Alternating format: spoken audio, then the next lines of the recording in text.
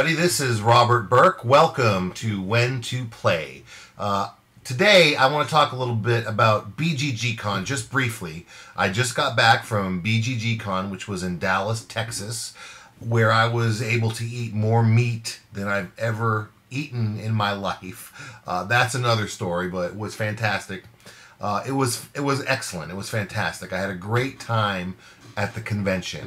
Anytime I go to a convention like BGG Con or Dice Tower Con or even Gen Con, I'm energized because it reminds me of why the hobby is so incredible. And it's really not about the games. I mean, we love games, we love strategy, we love having fun, but it's really about the people. Meeting people at that convention was just a fantastic experience.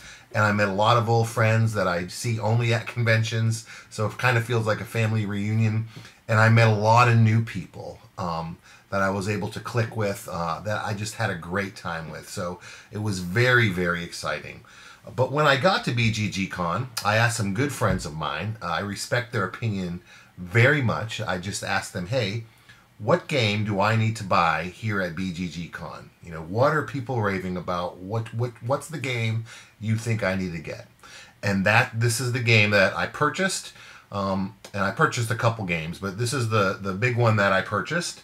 And that's what I want to talk about today. And it is a Polish game. And it is called Tazim Zdama Stew. I don't know what it's called. It's Polish. The English version of this game will be coming out next year sometime. I heard maybe late 2015. It's called Mysterium. And it is incredible. It's an incredible game. It is totally unique, and I can't wait to tell you about it. You'll see the artwork is fantastic. Artwork is a key feature in Mysterium. I'm going to show you some more of that artwork. But players are playing psychics that are in this old manor house, and it's a cooperative game. And one of the players plays a ghost. And if you look closely, you'll see a ghost up here floating up above the mansion. Very cool. So this ghost player is going to be playing cards. And these cards, all they have is artwork on them. There's no text. There's no iconography. The ghost is sending dreams to each of the players to try to give them clues about a murder that took place in this mansion. Does that sound cool to you? It sounded very cool to me, and that's why I picked up the game. And once I saw the components, I was like, yeah, I'm all in on this one. But a very, very unique theme. So all the players are going to have 3 things they need to figure out. A character that was in the manor at the time of the murder, the location where that player was during the murder, and an item that that character had access to during when the murder took place. So the ghost is going to give each player cards, and I'll show you some of these fantastic art cards here. Here is a character card, a couple character cards, for example. You'll see there, that looks like a musician. So there's going to be 2 more of these cards for an easy game, more than the number of players. So if you are playing a 5-player game, right, then you will have 7 of these cards out on the table for an easy game, and you'll put more of them to scale the difficulty level. So you'll see if this is one of the characters, you'll see a guitar pick and a tuning fork and some music, and he's in a tuxedo and a conductor's wand. There's little items in there that give you clues about who that character is. Here's another one here. You'll see this woman here, and there you can see items on the table. You see some money there and different items, but very cool stuff. And here's another one. This guy, he seems to be a fisherman. There's a scallop shell and some fish hooks and some line. So very, very unique. This looks to be maybe a seamstress, maybe with some yarn, some keys. So these little items are things that the ghost player can use to try and get players to figure out that, hey, that's my character.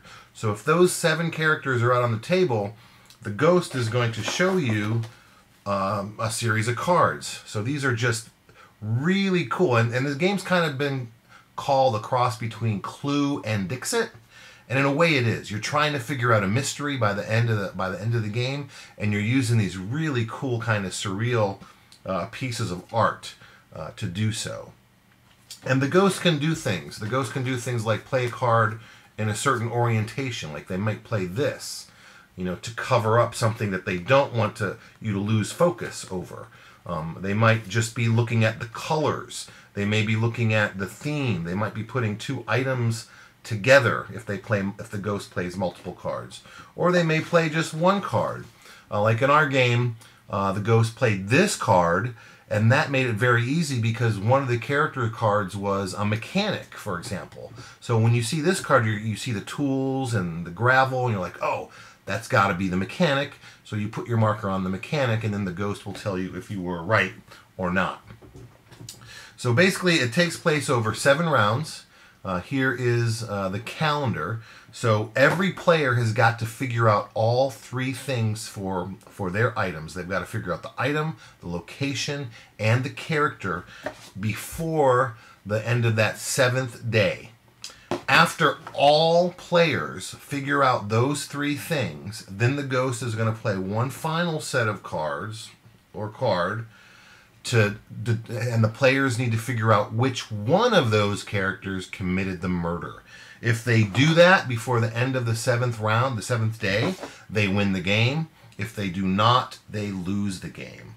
So just a very, very, very unique thing. And there are tons of these cards, these ghost cards with artwork that they will be showing. Like this one has some birds and a flag and the Eiffel Tower, and then there's a bumblebee there. So any of these items that you see in these kind of surrealist cards can be used by the ghosts to lead players to identify their right grouping of cards. So that's basically how the game works. Very cool idea, but it's really the artwork that makes the game shine. The rulebook, I can't really talk about the rulebook because, again, it's a Polish version. It looks really well laid out. Lots of pretty pictures and stuff. But if you can't read Polish, Polish version's not going to help you. But there's a couple different rule sets on Board Game Geek that are in English. There was 2 releases, I think a Ukrainian version and a Polish version. I think the rules differ a little bit. But the game, there's a lot of room here, right? There's a lot of room for players to tweak the way they want to do it. Like I think in the Polish version, you do the item first, and then the location, and then the character. In the Ukrainian version, it's the other way around. You do the character, and then the location, and then the item. That doesn't really matter which order you do it in. It's really more about getting that social thing going with the players where they're talking about, oh, what is the ghost trying to tell us here? It's got that painting has a lot of blue in it. That dream card has a lot of blue in it. That character has a lot of blue around him. Is the ghost trying to lead us that way because of the color? Or wait a minute, there's an insect on that card, but there's an insect on that character card too. Is it the insect that connects that stuff? So if a player guesses wrong, they keep the first clue, and then the ghost will do another clue on the next day until they get past, whatever they're stuck on. So that kind of tension builds as you get closer and closer. Remember, every character needs to get all 3 before they can guess about who the murderer was. So that tension does build. The ghost player, it's a lot different, but a lot of fun for the ghost player to try and pick these cards out of their hand to get players to guess what they need to guess. But there's mulligan rules where you can, if you don't have cards that really work at all, you can get rid of them and draw new ones. There's a difference between the 2 versions of the game, Ukrainian and Polish. I think in the Polish one you get 6 cards, in the Ukrainian one you get 7 cards. It doesn't really matter, right? The game is meant to be more of a social experiment and a mystery that one player is playing these dreams, giving dreams to the other players so they can guess who the murderer was. So that idea alone got me very interested in Mysterium.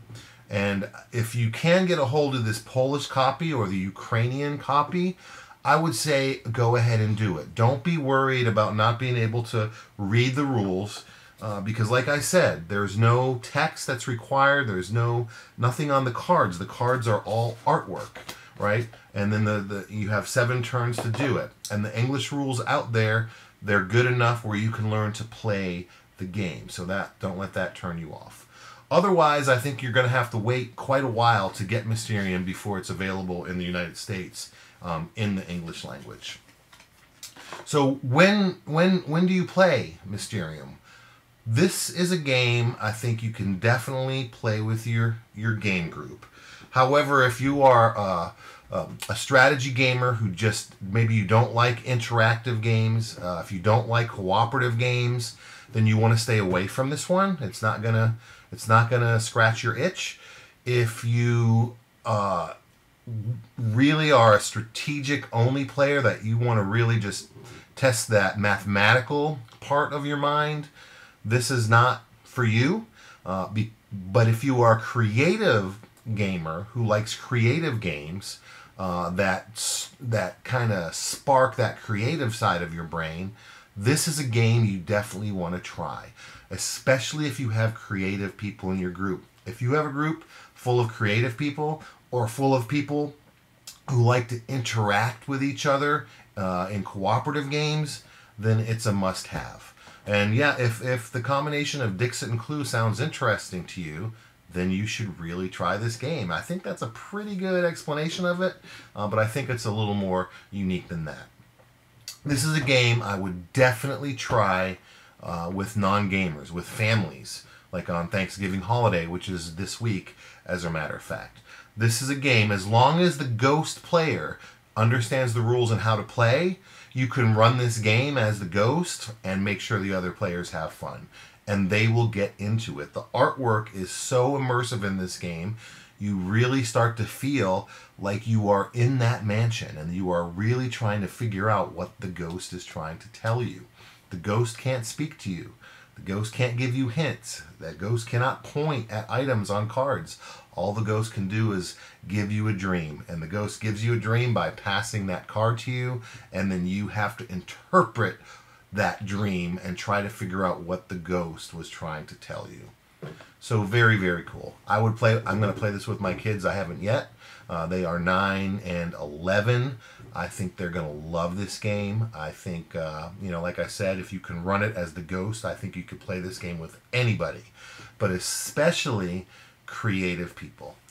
So again, I'm Robert Burke. I hope this helped you a little bit understand what Mysterium is all about. It had a lot of buzz at BGGCon, and I've played it twice now, and I really see why. It's really a very unique experience that different really from any game that I've ever played before, and it was really a ton of fun. So hope you get a chance to try it out. My name's Robert Burke, and we'll see you again soon. Bye.